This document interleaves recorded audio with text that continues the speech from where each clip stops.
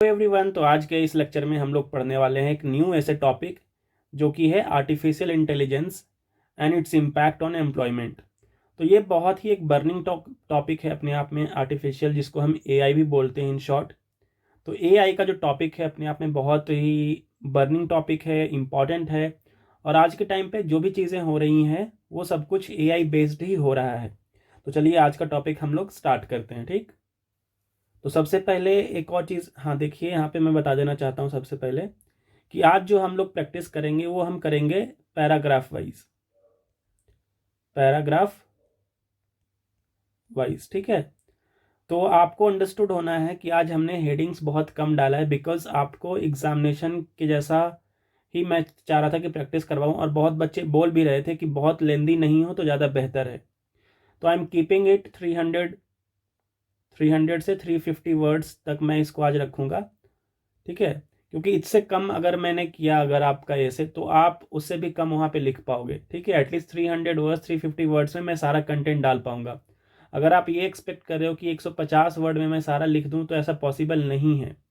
ठीक है, क्योंकि यहाँ पे समझाना होता है और समझाने के लिए मुझे वर्ड्स ज़्यादा यहाँ पे इंक्लूड करने होंगे, फैक्ट्स ज़्यादा इंक्लूड करने होंगे। मैं यहाँ पे अगर आपको 5 फैक्ट बताऊंगा तब जाके आप वहाँ पे 2 फैक्ट लिख पाओगे। ठीक है, अगर मैं आपको सपोज 2 ही फैक्ट बताऊं तो आप वहां पे नहीं लिख पाओगे। तो दैट इज़ वेरी इंपॉर्टेंट। कुछ लोगों को लग रहा है कि उतने में ही कर दिया जाए, ऐसा नहीं होता है। यहाँ पे जो फैक्ट होगा सब कुछ आपको याद नहीं रहने वाला है, दैट इज़ फॉर श्योर। ठीक है, जब आप खुद से प्रैक्टिस करो, मैं आपको एक सजेशन देता हूँ कि जब यहाँ से आप देख लेते हो लेक्चर, ठीक है, और इसका पीडीएफ अगर आपको ऐप पे होगा ही होगा, तो एक बार पढ़ लो, देख लो, जैसे करो, और अब उसको ना खुद से ट्राई करो लिखने का। मैं गारंटी के साथ कह सकता हूँ कि आप सब कुछ नहीं लिख पाओगे।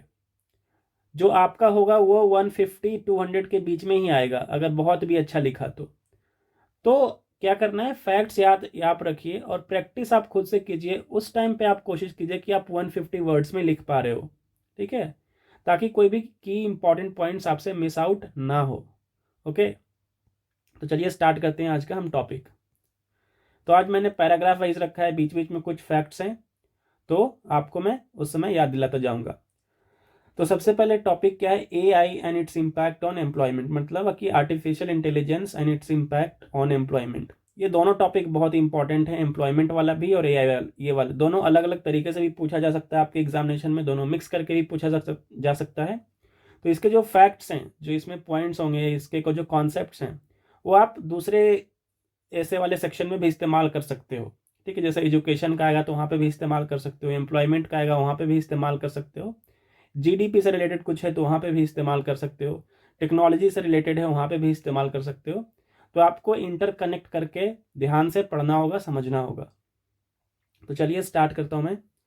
तो सबसे पहले देखिए, मैंने आपको बताया था कि ये हम क्या करते हैं, इंट्रोडक्शन लिखते हैं। क्या करते हैं, इंट्रोडक्शन। तो इंट्रोडक्शन में मैंने आपको बताया था कि हम बेसिक जो है टॉपिक के बारे में थोड़ा सा इंट्रोड्यूस कर सकते हैं, उसके बारे में बता सकते हैं, उससे शुरू कर सकते हैं। कभी कभी जैसे कुछ इंपॉर्टेंट टॉपिक होते हैं वहाँ आप कोटेशन से भी आप इस्तेमाल कर सकते हो। किससे, कोटेशन डाल के। ठीक है, या किसी फ्रेज से इस्तेमाल कर सकते हो, ये भी हम करते हैं इंट्रोडक्शन में। तो आज मैंने वैसा ही कि एक कोटेशन लिया है। क्या लिया है, success in creating AI would be the biggest event in human history, unfortunately it might also be the last unless we learn how to avoid the risk. ये किसने कहा, स्टीफन हॉकिंस। स्टीफन हॉकिंस एक बहुत बड़े scientist थे। ठीक है, तो स्टीफन हॉकिंस ने यह बात कही है कि success in creating AI would be the biggest event in human history. अगर कोई एआई बना लेता है आगे जा करके तो ये ह्यूमन हिस्ट्री में सबसे बड़ा इवेंट होगा। लेकिन इसके साथ उन्होंने ये भी कहा था कि ये शायद लास्ट होगा, क्योंकि इसका रिपरकशन भी उतना ही बड़ा हो सकता है। तो इस तरीके के कोटेशन से जो है आप अपने टॉपिक को इंट्रोड्यूस कर सकते हो, ये भी इम्पॉर्टेंट है। ठीक, नहीं कर पा रहे हो, नहीं याद है तो कोई बात नहीं। अगर इसका जैसे एक लाइन ही आपको याद रहा, सपोज कि ये फर्स्ट लाइन ही आपको याद रहा, उतना भी लिख दोगे तो काम चल जाएगा। कोई बड़ी बात नहीं है कि पूरा का पूरा सेंटेंस लिखा जाए। ये वाला जो पार्ट आपको दिख रहा हो ये भी क्या है, इंट्रोडक्शन है। इंट्रोडक्शन हमारा अभी खत्म नहीं हुआ, एक लाइन में खत्म नहीं हुआ इंट्रोडक्शन। इंट्रोडक्शन के लिए at least 1 paragraph is very important. तो हम क्या करते हैं, आर्टिफिशियल इंटेलिजेंस, और एग्जामिनेशन में एक चीज आप ध्यान रखिएगा कि एआई का इस्तेमाल मत कीजिएगा फ्रीक्वेंटली। आपको पूरा लिखना है आर्टिफिशियल इंटेलिजेंस, ठीक है। तो artificial intelligence is the computer science that emphasizes the creation of intelligent machines that work and react like humans. Artificial intelligence क्या है? एक कंप्यूटर साइंस है जो किस चीज़ पे एम्फेसाइज करता है? Creation of intelligent machine. एक मशीन बनाता है, एक मशीन जैसा इंटेलिजेंट मशीन बनाता है जो किसकी तरह काम करता है? ह्यूमंस की तरह काम करता है, ह्यूमंस की तरह बिहेव करता है, ठीक है। It uses computers to mimic human cognitive process for decision making. Cognitive process मतलब क्या होता है? मेंटल प्रोसेसेस, जो आप हम सोचते हैं इंटेलेक्चुअल लेवल पे, हमारा एक्चुअली दिमाग से, यहाँ से क्या है, ब्रेन से रिलेटेड बात हो रही है, कॉग्निटिव, ठीक है। जो हमारा ब्रेन प्रोसेसिंग है उसको हम बोलते हैं कॉग्निटिव प्रोसेस। तो ये क्या करता है? It uses computers to mimic human cognitive process, मतलब जो हमारे ब्रेन का फंक्शन है वो आर्टिफिशियल इंटेलिजेंस क्या करता है? कंप्यूटर के थ्रू अपने में इस्तेमाल करता है for decision making. Decision making मतलब कि कोई भी डिसीजन लेना हो, कोई भी काम करना हो, in that process. AI is designed to perform various activities which include speech recognition, ठीक है, स्पीच को पहचानना या सेम टू सेम बोलना, ठीक है, आप उससे कुछ बुलवा सकते हो। लर्निंग, सीखने के लिए। प्लानिंग, प्रॉब्लम सॉल्विंग, किसी भी प्रॉब्लम को सॉल्व कर सकता है। मतलब AI बहुत वास्ट है, यहाँ पे तो थोड़ा सा एग्जाम्पल है, आप कुछ भी लिख सकते हो, स्टडी के लिए, एजुकेशन के लिए, वर्क के लिए, कुछ भी हो सकता है, ठीक है। तो ये हमारा हो गया इंट्रोडक्शन। क्योंकि आपको 150 वर्ड्स में लिखना है तो इंट्रोडक्शन इतना बहुत मोर देन सफिशियंट है। तो हमारा इंट्रो हो गया ख़त्म इतने में। अब आते हैं, हमारा ये बॉडी है, क्या है हमारा? ये बॉडी वाला सेक्शन है। तो यहाँ से पैराग्राफ चेंज होता है और हम फिर बॉडी में चले जाते हैं, ठीक। The rise of artificial intelligence is double edge sword. Double edge sword किसको बोलते हैं? जैसे दो धारी तलवार। क्या होता है ये? दो धारी तलवार। इसका मतलब ये है कि अगर इसका फायदा है तो इसका नुकसान भी उतना ही है। तो ये होता है। तो इस तरीके के फ्रेजेस जो हैं आप अपने ऐसे में डालोगे तो इनहेंस हो जाएगा आपका मीनिंग।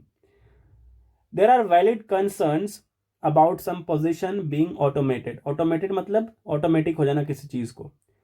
तो ये बहुत बड़ा कंसर्न है कि बहुत सारे ऐसे पोजीशन हैं, जैसे जैसे कोई मान के चलो कोई किसी ऑफिस में काम कर रहा है और उसका काम मान के चलो कोई रोबोट कर दे, कोई आर्टिफिशियल इंटेलिजेंस की वजह से हो जाए, तो क्या ऑटोमेटिक हो जाएगा? तो वो पोजीशन क्या हो जाएगा? चला जाएगा, अनएम्प्लॉयड हो जाएगा वो इंसान। वही कह रहा है। But also reasons to believe that it will create new opportunities. लेकिन आर्टिफिशियल इंटेलिजेंस आने से क्या होगा? ये न्यू अपॉर्चुनिटीज वे क्रिएट करेगा। वो कैसे, हम आगे देखेंगे पैराग्राफ में आने वाले टाइम पे। The rise of artificial intelligence will make most people better of, ठीक है। बेटर ऑफ मतलब बहुत उनको अच्छे पोजीशन में पहुंचाएगा, मतलब उनको इकोनॉमिकली प्रॉस्पर बना देगा, इस सेंस में बोल रहा है। ओवर द नेक्स्ट डेकेड मतलब आने वाले दशकों में ये इंसान को और अपॉर्चुनिटीज में वेलबींग लेकर के आएगा। But many have concern about how advances in AI will affect and what it means to be human. और लेकिन बहुत लोगों का कंसर्न ये भी है कि ह्यूमन को किस तरीके से इम्पैक्ट करने वाला है। To be productive and to exercise free will, और ये कितना प्रोडक्टिव होगा और कितने फ्री विल से काम करेगा। लेकिन ह्यूमन में सबसे अच्छी टेंडेंसी क्या होती है कि हम अपने अकॉर्डिंगली, सिचुएशन के अकॉर्डिंगली जो है ढल जाते हैं, सोच समझ पाते हैं। क्या रोबोट्स, AI इस तरीके से कुछ कर पाएगा? तो ये एक मुद्दा बहुत बड़ा कंसर्न है, ठीक। अब बॉडी में ही देखिए, ये कहाँ है हमारा? बॉडी कंटिन्यू है। क्या है? बॉडी कंटिन्यू है। सेकेंड पैराग्राफ में हम आते हैं। AI seems to be emerging as a solution to work place burnout, ठीक है। ये क्या है? जैसे मान के चलिए बहुत वर्क प्लेस बर्नआउट का मतलब क्या होता है कि जैसे हम जनरली क्या 8 आवर्स काम कर सकते हैं, 10 घंटे काम कर सकते हैं, 12 घंटे काम कर सकते हैं। लेकिन AI का कोई लिमिटेशन नहीं है, वो 24/7 काम कर सकता है। क्या कर सकता है? 24/7 काम कर सकता है। तो ये एक एडवांटेज है। तो ये कह रहा है AI seems to be emerging as a solution to work place burnout. मतलब हम जहाँ पे काम करते हैं वहाँ पे हम थक जाते हैं। काम एक हमारी एबिलिटी होती है, एक हमारा एक सैचुरेशन पॉइंट होता है जहाँ जाने के बाद हमारी एफिशिएंसी कम हो जाती है या फिर हम रेस्ट चाहिए होता है। तो इन दैट केस जो है AI जो है वहाँ पे हमें रिप्लेस करेगा और जो आउटपुट होगा, जो आउटकम होगा वो ज़्यादा होगा, प्रोडक्टिविटी बढ़ जाएगी, वो कहना चाह रहा है। With 55% seeing opportunities and 75% of leaders predicting easier jobs with AGA. 55% लोग क्या बोल रहे हैं कि ये एक अपॉर्चुनिटीज़ है, और 75% ऑफ लीडर्स, जो वर्ल्ड लीडर्स हैं, 75% का मानना है कि इससे जॉब जो है आसान बन जाएगी, आसान हो जाएगा जॉब जॉब करने में, या मतलब जो भी वो अपने पर्सपेक्टिव से बता रहे हैं। While some people have fear that AI may replace human workers, लेकिन कुछ लोगों का मानना ये भी है, यानी कि जो रिमेनिंग 25% पीपल हैं वो क्या सोच रहे हैं कि ये ह्यूमन वर्कर्स को रिप्लेस कर देगा, जो कि एक सच बात है, ठीक है, और कर भी रहा है। There is growing perspective that AI can eventually improve relationship at work, and AI represents a significant opportunity to transform our work dynamics and unlock a productive environment for all. तो वही कह रहा है कि AI हालांकि work force को replace कर सकता है, ह्यूमन वर्क फोर्स को खुद से रिप्लेस कर सकता है, लेकिन साथ ही साथ ये भी कर सकता है कि ये सिग्निफिकेंट अपॉर्चुनिटी लाता है ट्रांसफर वर्क डायनेमिक्स, यानी वर्क डायनेमिक्स मतलब जो काम करने का तरीका है उसको और बड़ा चढ़ा सकता है, क्योंकि उनके पास एफिशिएंसी ज़्यादा होगी, थकेगा नहीं, वो कंटिन्यूसली काम कर सकता है, ज़्यादा स्मार्टली काम कर सकता है, ठीक है। तो ये सारी बातें हो रही है। The culture of job market is a topic of much debate, लेकिन हमारा जो टॉपिक क्या है एम्प्लॉयमेंट से रिलेटेड है, तो इस पर हम ज़्यादा बात करेंगे। देखिए ये सब मैंने आपको यहाँ समझाने, ये सब ऐसे में आपको नहीं लिखना पॉइंट्स, आपको जो इंपॉर्टेंट, जैसे ये वाला पॉइंट है कि 55% ये डाल सकते हो, ठीक है, एक लाइन में लिख सकते हो कि ये वाला जो इंपॉर्टेंट लाइन है आपका, while some people have fear that AI may replace human workers, some people think that this will create opportunities, तो आपका 2 लाइन में हो गया, दोनों बात आपने कह डाली, ठीक है, तो बाकी चीज लिखने की जरूरत नहीं है, ठीक। Some believe that rise of artificial intelligence will lead to jobless future, तो ये सब सेंटेंस लिख दोगे तो आपका काम हो जाएगा कि अनएम्प्लॉयमेंट को बढ़ सकता है, ठीक है। While others believe that there will be new opportunities, कुछ लोगों का मानना है कि जॉबलेस हो जाएंगे लोग, कुछ लोगों का मानना है कि नहीं, न्यू अपॉर्चुनिटीज लेकर के आएंगे, लेकिन कैसे, आपको एग्जाम्पल भी देना होगा ये चीज।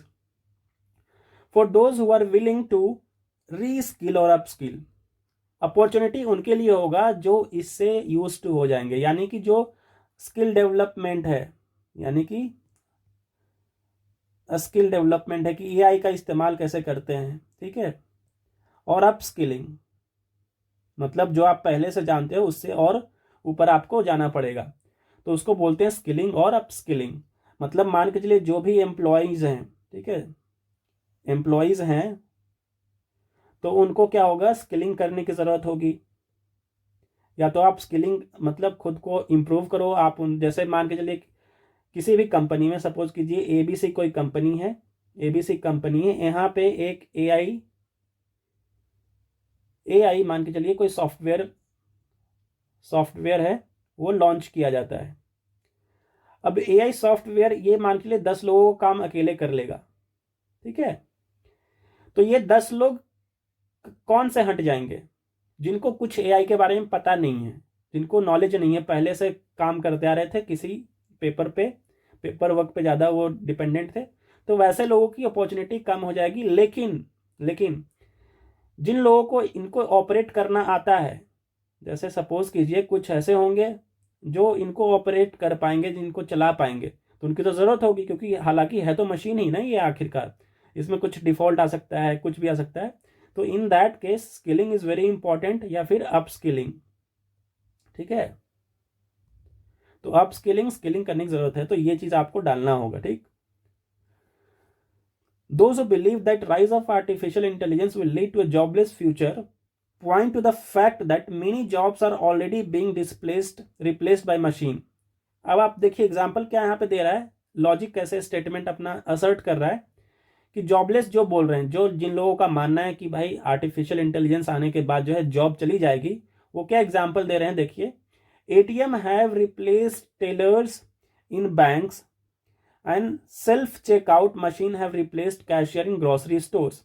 ATMs क्या किया कि जो पहले एम्प्लॉयज होते थे, मतलब उनकी जगह जो पैसा देने का काम करते थे, उनका जॉब चला गया, क्योंकि पैसा आप ATM से निकाल सकते हो, ठीक है। Self checkout machine have replaced cashier in grocery. अब देखिए कैशियर का काम क्या होता था कि पैसा देना है, लेकिन जो सेल्फ चेकआउट मशीन्स हैं आ जाने के लिए, मतलब कि जो पैसा आपको रिटर्न में देगा वो मशीन के थ्रू होने लगा है, तो उसकी वजह से जो वहाँ पे लोग होते थे एम्प्लॉयड, उनका नौकरी चला गया है। तो ये कुछ एग्जाम्पल्स आप दे सकते हो, जैसे फॉर एग्जाम्पल थोड़ा सा इरेज कर देता हूँ मैं, ताकि मैं यहाँ पे लिख पाऊँ कुछ। अब जैसे बहुत सारे आप मॉल्स में जाओगे, बहुत सारे आप मॉल्स में जब जाओगे तो आप देखोगे ना कि जहाँ पे आप जैसे पेमेंट करते थे,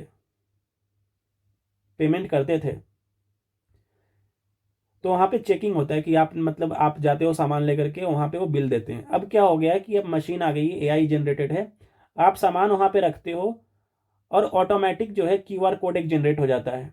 क्या होता है, क्यूआर कोड जनरेट होता है, आप सामान अपना रखोगे उस बॉक्स में, एक स्क्रीन के ऊपर क्यूआर कोड जनरेट होगा, आप पेमेंट करोगे, आप सामान लेके जा सकते हो। मतलब कि जो पहले वहाँ पे एक इंसान होता था जो आपको सामान लेता था, वेरीफाई करता था कि सामान है, प्राइस कितना है, उसके बाद आप पेमेंट कर देते, ये सब कैसे खत्म हो गया, बस एक एआई के आने से।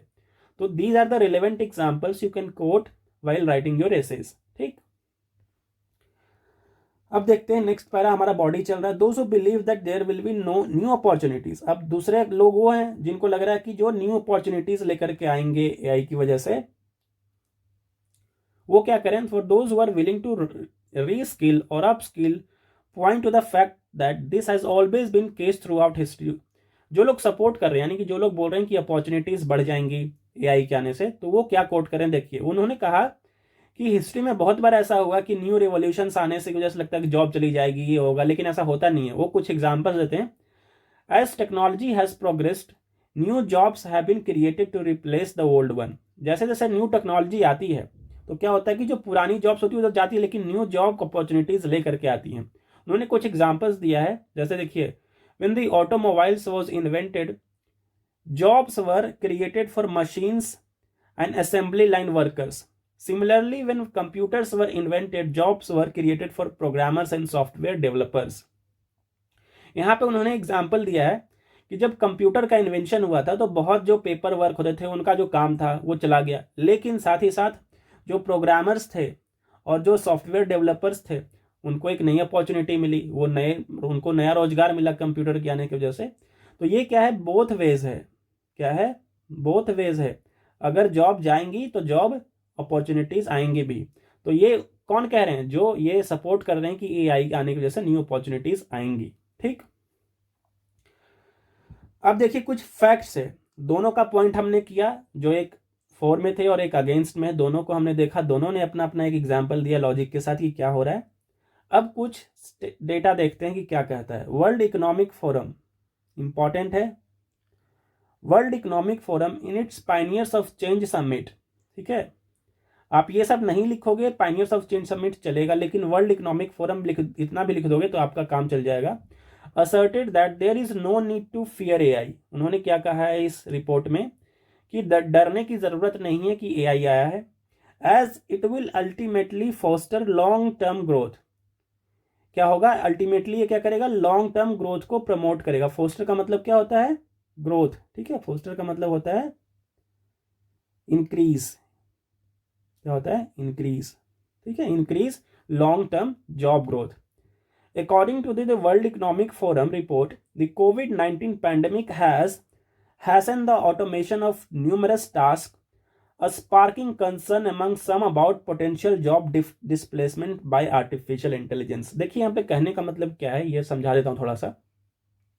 वर्ल्ड इकोनॉमिक फोरम की जो रिपोर्ट है वो क्या कह रही है कि हम डर जो भी पैदा हुआ है थोड़ा बहुत, या जो भी कंसर्न हमारे हैं, वो किस लिए हुआ, क्योंकि कोविड-19 जब पैंडेमिक हुआ था, कोविड-19, उसमें से उस समय क्या हुआ कि बहुत सारे ऐसे टास्क थे, क्योंकि बहुत सारे लोगों को घर पे रहना था। ठीक है, इंगेजमेंट कम हो गई थी, इंटरेक्शन लोगों का कम हो गया था। तो in that case there has to be some automation in the work. Automation मतलब काम को खुद से किया जाना चाहिए, ऐसा लोगों का विचार आना जरूरी था। तो इन दैट केस एआई जो है बहुत हेल्प किया वहां पे। ठीक है, अगर मान के लोगों को, आपको इंटरेक्शन कम करना, लोगों को कम करना और काम ज्यादा करना, तो एआई का आप इस्तेमाल करोगे। तो कोविड की वजह से ऐसा हुआ था, जो कि sparking concern among some about potential job displacement by artificial intelligence. तो इससे लोगों को लगता है कि भाई लोगों उस टाइम पे हटा दिया, आर्टिफिशियल इंटेलिजेंस उसकी जगह काम कर रहा है, तो अब हमेशा के लिए ऐसा ही होगा, लेकिन ऐसा नहीं है। However, the report emphasizes that AI will actually generate more job opportunities than it eliminates. तो रिपोर्ट का जो जिस्ट है, ठीक है, ये कोविड-19 वगैरह आपको अगर नहीं लिखना कोई बात नहीं, आप वर्ल्ड इकोनॉमिक फोरम की एक रिपोर्ट के हिसाब से क्या लिखोगे सीधा एक लाइन में, ये पूरे पैराग्राफ का एक लाइन में अगर आपको आंसर देना है तो क्या लिखोगे, the report emphasises that AI will generate more job opportunities than it eliminates. मतलब ये अगर मान के चलिए 100 लोगों की नौकरी को खाता है तो ये 120 लोगों को नौकरी देगा, यानी कि number of job opportunities is more than it is eliminating the jobs. तो ये है जिस्ट में, तो ये पूरे पैराग्राफ को आप इसको एक लाइन में आप लिख के समाप्त कर सकते हो। ठीक, अब देखिए सेकेंड डेटा हमारे पास क्या है, बाय 2030 मतलब 2030 तक AI will lead to an estimated 15.7 trillion और 26% इंक्रीज इन ग्लोबल जीडीपी। आपका इंपॉर्टेंट लाइन है, ठीक है, बस एक लाइन में, उसके बाद दूसरा लाइन आपको ये लिखना है, बेस्ड ऑन पीडब्ल्यूसी ग्लोबल आर्टिफिशियल इंटेलिजेंस स्टडीज।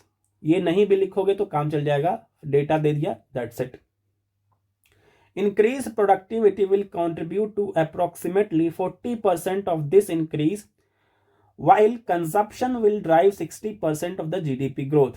ठीक है, मतलब 40% इंक्रीज होगा और 60% तक जो है कंजम्पशन विल इंक्रीज, मतलब जो कंज्यूमर्स हैं उनका है जो 60% तक का ग्रोथ हो जाएगा। ठीक है, ये चीज़ें कहेंगे।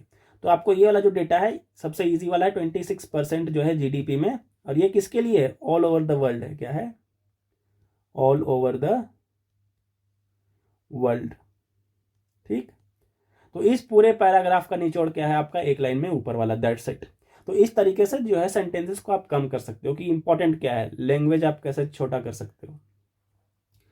नेक्स्ट है, in its future of job report 2020 the world economic forum estimates that 85 million jobs will be displaced while 97 million new jobs will be created across 26 countries by 2025। 2020 की रिपोर्ट है ये, ठीक है, 2020 में ये कहा गया था, हालांकि 2025 चल रहा है, तो आप ये डेटा दे सकते हो क्योंकि ये 2025 करंट सिचुएशन के हिसाब से फिट बैठ रहा है, तो ध्यान रखिएगा, आपको ईयर भी याद रखना है। ठीक है, तो क्या है कि 85 मिलियन जॉब अगर जाती है एआई की वजह से तो 97 million new jobs will be created, तो ये भी इंपॉर्टेंट है, आप इसको भी इस्तेमाल कर सकते हैं। ठीक, embracing the consumption and productivity benefits of AI will require businesses and governments to collaborate on massive reskilling and upskilling initiative to help employees retain and prepare for new and future jobs।